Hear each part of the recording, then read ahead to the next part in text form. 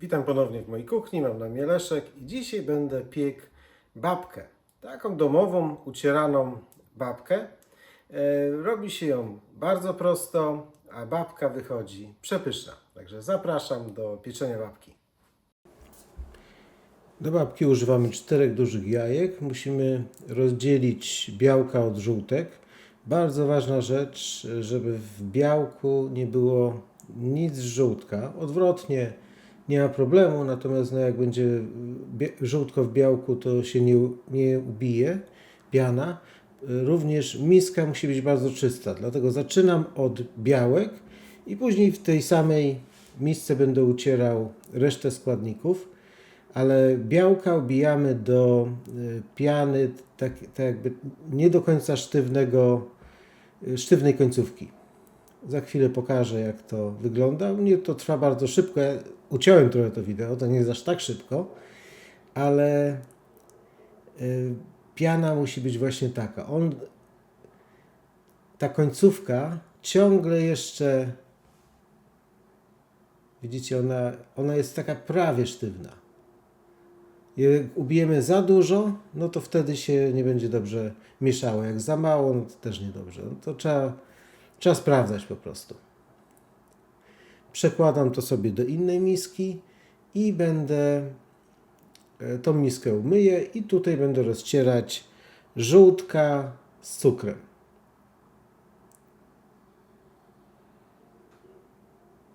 No, źle powiedziałem. Będę rozcierać najpierw masło z cukrem, później będę dodawać żółtka. W ten sposób. Ja mam taką specjalną końcówkę do rozcierania. Kiedyś to się robiło, zawsze zapominam, jak się nazywa ta makielnia. Zawsze zapomnę. Wiem, że później mam komentarze, jak to się nazywa, ale moja babcia to mama już używała robota takiego ręcznego jeszcze, ale ciągle robota, a babcia używała właśnie takiej makutni, czyli takiej miski z takim tak jakby tłuczkiem i żeśmy tarli serniki albo babki. To ja wtedy miałem ile lat? Miałem 5-7 lat, to pomagałem babci, oczywiście w cudzysłowie, bo pewnie byłoby szybciej, jakbym nie pomagał, ale obydwoje mieliśmy radochę. Także ucieraliśmy to z cukrem i tutaj podobnie. No, trzeba uczyć, aż nie będzie, dopóki nie będzie prawie białe. I wtedy jest wiadomo, że jest dobrze utarte i będziemy dodawać teraz po jednym żółtku. Ja tak jak mówię, przyspieszam tą część i trochę uciąłem, ale wiemy, o co chodzi. Po prostu dodajemy po jednym żółtku. Jak się wkomponuje, czyli jak się wmiesza, to dopiero kolejne. Jak dodamy wszystkie naraz, to będziemy je mieli wszystko w kuchni. Się rozklapie. I teraz dodajemy 4 łyżki, takie dobre łyżki śmietany kwaśnej. Też po jednej. I później już za dużo nie mieszamy. I będziemy dodawać mąkę. Mąki używam 200 gramów mąki takiej tortowej. Ja mieszkam w Szkocji, czyli to jest po prostu plain flour. Jest po prostu prościej. Jest plain flour, jest do chleba mąka i taka z bardzo dużą ilością białka i to wszystko. No i jeszcze ta 00 do pizzy. Czyli używamy plain flour albo all purpose flour, jak mieszkacie w Stanach. Nie wiem, jak w innych krajach jest. I 50 gramów mąki ziemniaczanej. 2 łyżeczki cukru, 2 łyżeczki proszku do pieczenia i mieszamy to. Trzeba dobrze wymieszać, bo później nie będziemy za długo tego mieszać. Dlaczego? Dlatego, że nie chcemy, bo to nie jest ciasto drożdżowe, nie chcemy, żeby nam się gluten uformował za bardzo. Dlatego też, że jak tylko mąka ma styczność z wilgotnością, to trzeba jak najszybciej to mieszać. Dlatego mieszamy krótko i później jeszcze trzeba będzie białko wmieszać w to. I też jak najszybciej, ale też bez przesady. Za chwilę pokażę. Trzeba będzie delikatnie to białko wmieszać.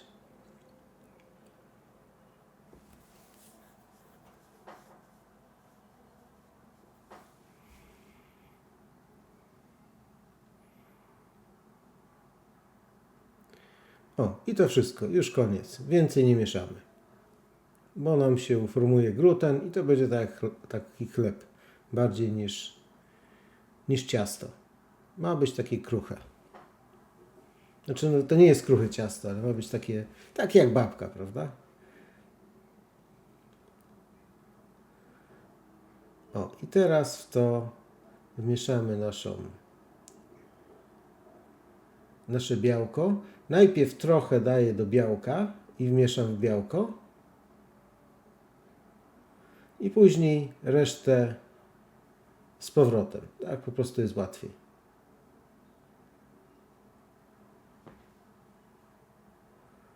I staramy się jak najmniej to białko rozbić. Żeby ono jeszcze ciągle było pulchne. I też nie musi być bardzo dokładnie wymieszane na tym etapie. Tylko tak, żeby ta masa już była taka w miarę gęsta i później jak w tą wmieszamy, to będzie łatwiej. Gdybym to zrobił od razu, to było ciężej po prostu.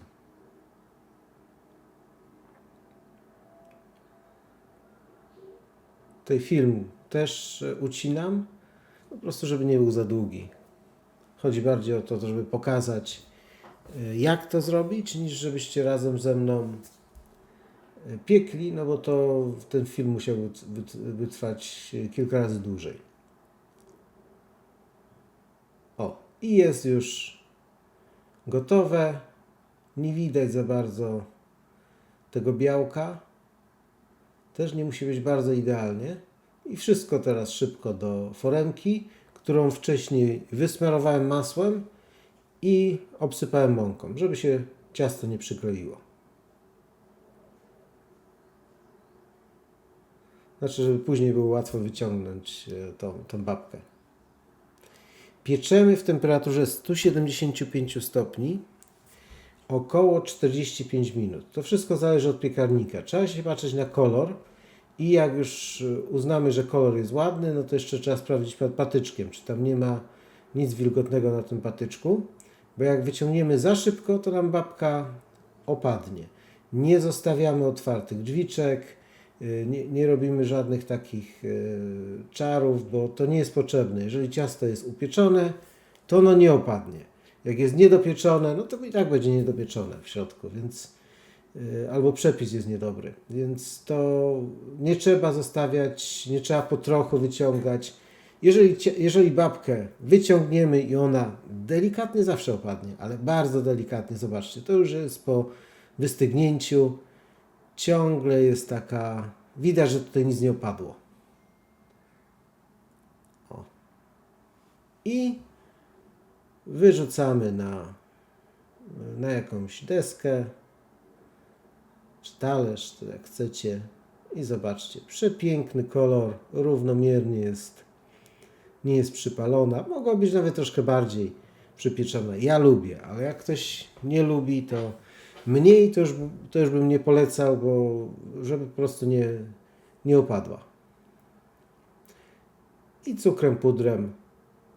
Jak lubicie lukrem, może być lukrem. Pewnie z lukrem cytrynowym byłaby przepyszna, ale akurat ten typ babki ja lubię z cukrem pudrem.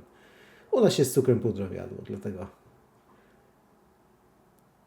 I zobaczcie. Przepiękna babka. To, co jeszcze jest ważne, żeby chwilę zostawić w foremce po tym, jak się wyciągnie z piekarnika, żeby od razu nie próbować wyciągać. Ona musi trochę ostygnąć. I taka babka to u nas w 2 dni nie ma. Zobaczcie, przepiękna. Czas, żeby spróbować. Babka wygląda bardzo ładnie. Tak czuć, że jest miękka i soczysta.